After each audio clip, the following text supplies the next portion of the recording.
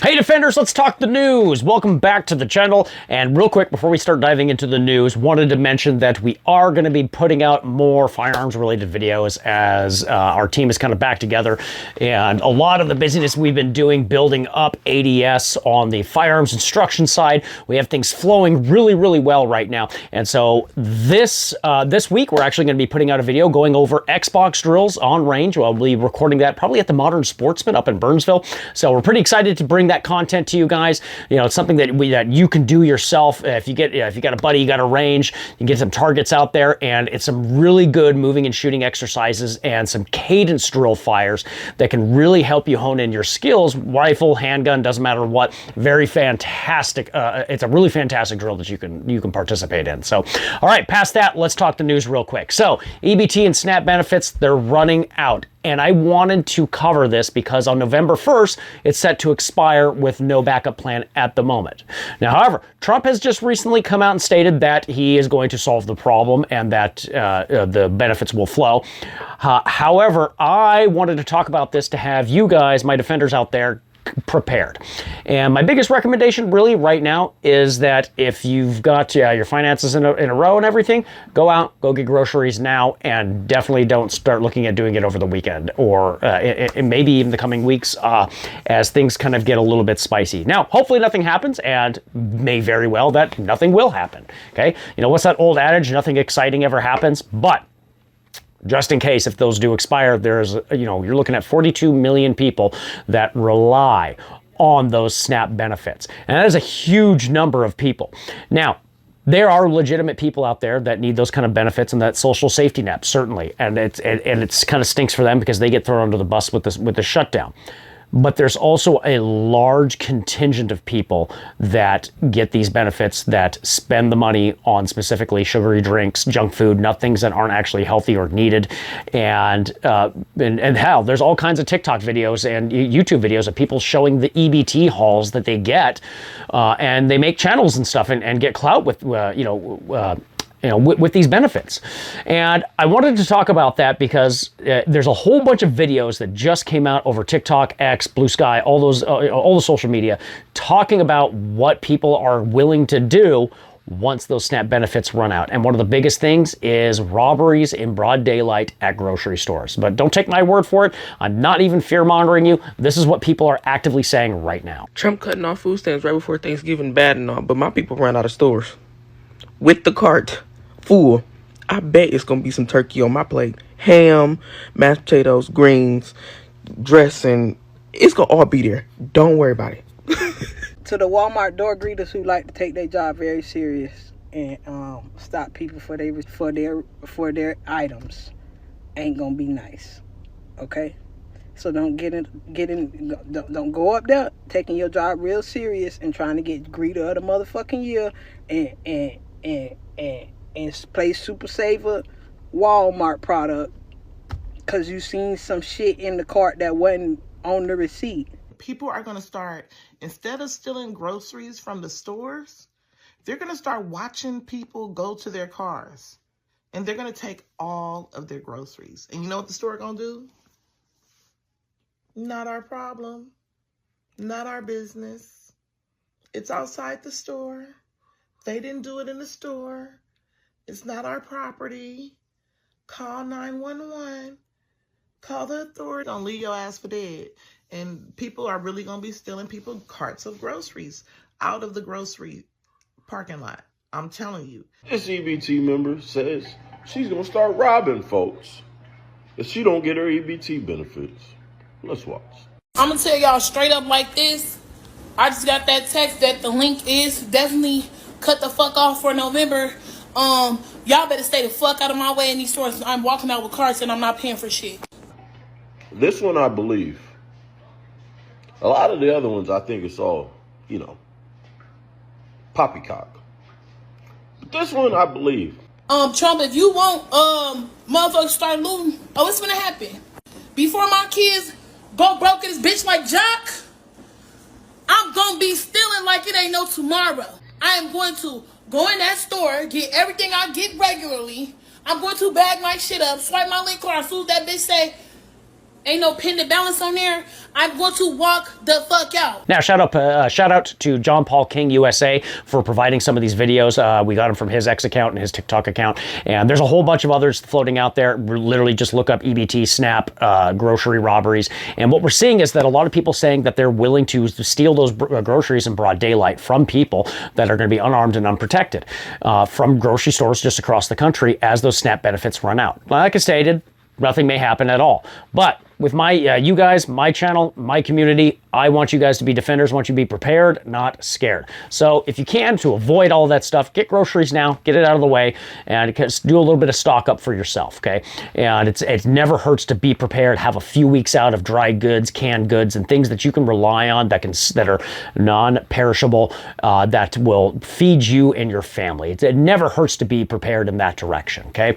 Now, past that, if for some reason you are going to be out and about, take precautions to keep yourself safe, okay?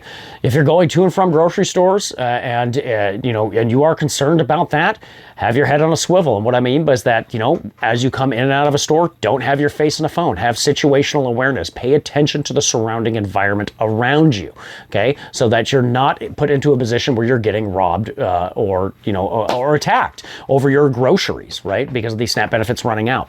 If you are a concealed carry holder, it's always a good idea to have your firearm on you, just in case. I hope you never need it, and it's definitely not the first tool that you ever reach for. It is a last-ditch effort, and only if you're in fear of death and great bodily harm. Always remember that, and in Minnesota, you have a duty to retreat also. So keep that in mind, all right? This is not an advocation for hurting anybody, but this is a preparation that, when food riots happen, and it's not something that's alien to the world. Revolutions have definitely occurred historically through mankind's history. And when food riots can occur, things can get violent very fast. And you want to be able to protect yourself and protect your family. And I hope that you never need that. And I would never advocate for pushing you guys in a direction that would ever advocate violence. No. That's definitely not what we're getting at. But I do want you prepared and not scared in the vein of a situation that could turn south quickly. Always try to extricate yourself from the situation and keep yourself safe first and foremost, okay? But if you have to defend yourself and that situation presents itself, I want you definitely prepared also, okay? So with that, watch yourself out there. Take care of yourself. Do a little prep beforehand before the first hits, which is this Saturday, and that way you're prepared and you're taking care of yourself and your family, and that you don't have to go to a grocery store, particularly if you're in a metropolitan area. Those are going to be the areas I'd be more concerned about off the bat. Okay, you look at a food desert, you look at, say, food riots in a given city. And it'll start locally in those areas, in those metropolitan areas first. And then as food supplies then dwindle down, grocery stores go empty quickly, either by just people robbing the stores or robbing just shoppers outside the stores that are purchasing their groceries legitimately. Once that food goes out, then people start going up the chain for logistics, trying to find food. Okay, they're going to start looking at things like semi-trucks, sea land containers, where the storage and distribution actually occurs to then, take from the next source out.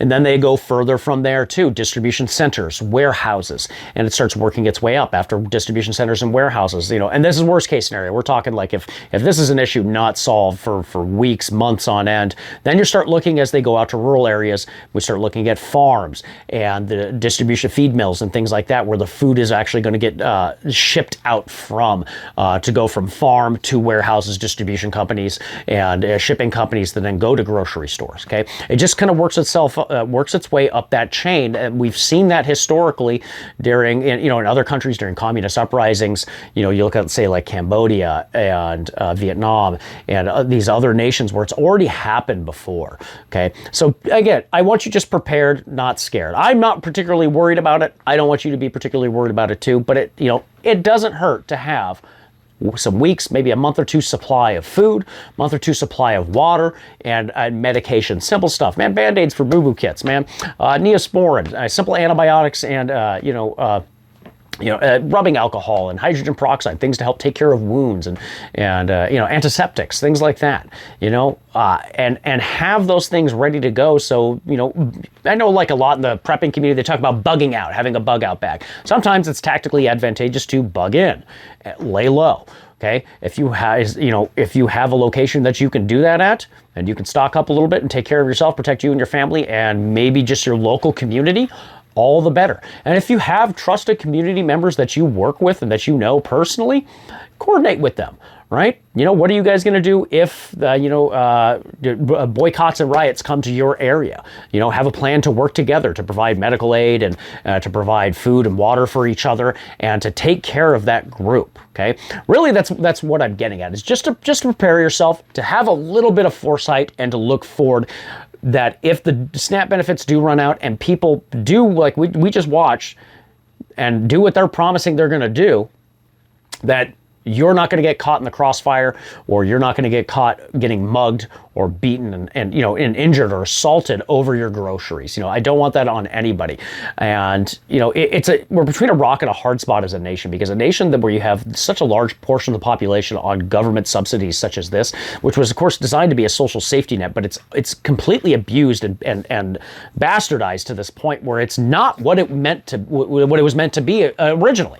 Okay, it's like if you get a cut on your arm and you put a Band-Aid on it, and the Band-Aid starts to change color and starts to smell a little bit. And instead of taking the Band-Aid off and addressing the wound, you just slap another Band-Aid on top of that, and then that one starts to get worse and starts to get oozing and nasty, and then you just slap another Band-Aid on that. And then it still stinks and it's gross, and then you slap another Band-Aid on top of that. That's kind of the state of our welfare systems and our SNAP benefit programs at this point, is that we're just slapping a Band-Aid on another wound again and again and again. And you're never going to see a politician actually want to address the core issue, because they've created a voting block. And if they can swing that voting block to them, why would they want to tell that voting block, hey, we're going to take away your benefits, right? Why would they ever want to do that? Okay.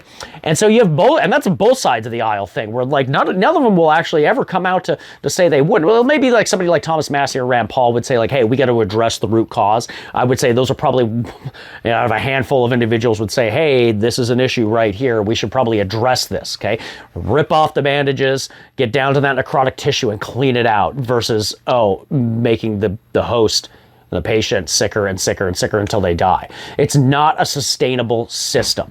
That's really what I'm getting at. And you're seeing that right now with so many people willing to go, we're going to go rob, we're going to go hurt our fellow countrymen and take their food and their assets in food riots, in broad daylight robberies, or at least threatening it, right? That hasn't happened yet. And hopefully nothing does happen, right? But in this hypothetical, if it were to occur, not addressing that root cause is put us to this point. What's the age-old adage? Don't feed the squirrels. Why do we not feed the squirrels? Because it makes them completely dependent and they can't survive on their own.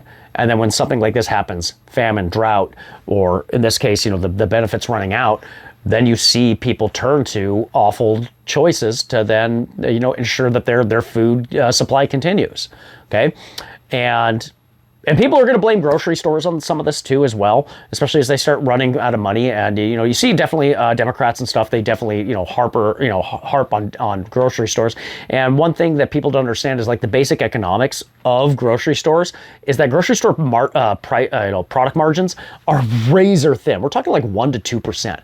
It's so low because everybody needs food. And so food constantly then flows out of the grocery store, and that's how the grocery stores make profit and how they employ, employees, and they get people to actually work in the stores. But it's still a low profit margin where it's like they're not making as much money as people think they are. They're not going out of their way to hurt and injure people economically. It's not how the system works. And you're going to see a lot of grocery stores which actually make quite a bit of profit because of the EBT systems and the SNAP systems start to lose money very quickly. And the grocery stores will close up because of that. Absolutely. If they can't keep food on the shelves and the SNAP benefits are no longer coming in and they're not getting money from that demographic, that group of people, guess what? Grocery store can't exist anymore. Okay, great example of this is like the Sun Fresh grocery store out of I think it was out of Louisville, Kentucky, or it might have been Nashville. Correct me if I'm wrong down in the comments below. Get down to the comments. Yeah, let me know if you remember what city it was in. It was either Nashville or Louisville, and it was a government-run grocery store. And within 2 months, the grocery store could not support itself and couldn't even keep food on the shelves as the government took over, because the government doesn't care about those profit margins, employing people, or keeping things fresh in the store to have a good product to then support a community, right? It's a prime example of a microcosm of where communism, like socialism, completely breaks down and fails, right? And that's the end result, okay? Socialism, communism, totally a pie in the sky. It's a utopian nightmare is really what it is. Driven by, it's a creed of envy driven by people that don't understand basic economics or basic mathematics, or understand human nature for that matter, right? Those SNAP benefits run out. If people go into food riots, you're going to see what human nature can become very quickly.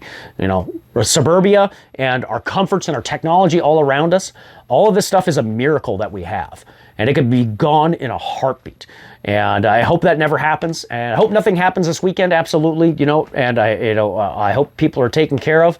And I hope all of you are safe.